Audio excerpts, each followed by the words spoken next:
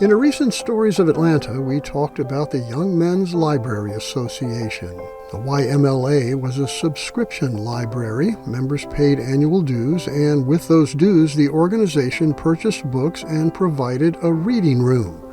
However, by 1890, it was obvious that a subscription library was not adequate for a city the size of Atlanta, and Eugene Mitchell, the YMLA's president, took it upon himself to remedy that situation by obtaining a library grant from steel magnate Andrew Carnegie.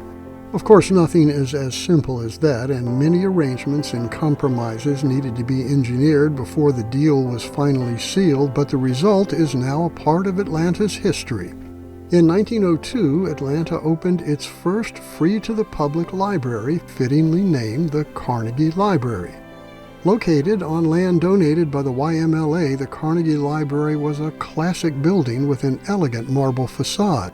It should be noted that the final cost of the library exceeded the $100,000 attached to the Carnegie grant. But thanks to the persuasive abilities of librarian Ann Wallace, Andrew Carnegie was convinced to donate an additional $45,000 for the library's construction.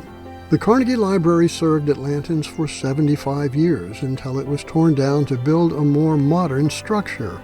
And among the library's most notable patrons were Eugene Mitchell's two children, Stevens and Peggy, who would ride their ponies downtown, hitch them in front of the library, and spend the afternoon reading books.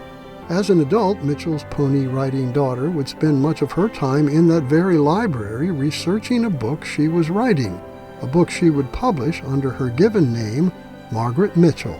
Margaret Mitchell had a lifelong appreciation for Atlanta's public library, and upon her passing, much of the memorabilia associated with her book, Gone with the Wind, was left to Atlanta's Carnegie Library. That collection is now a permanent part of Fulton County's downtown Central Library.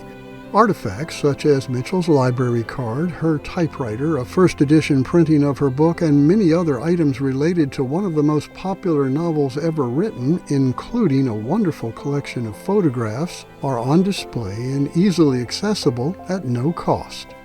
This is Lance Russell, and that is one of the stories of Atlanta.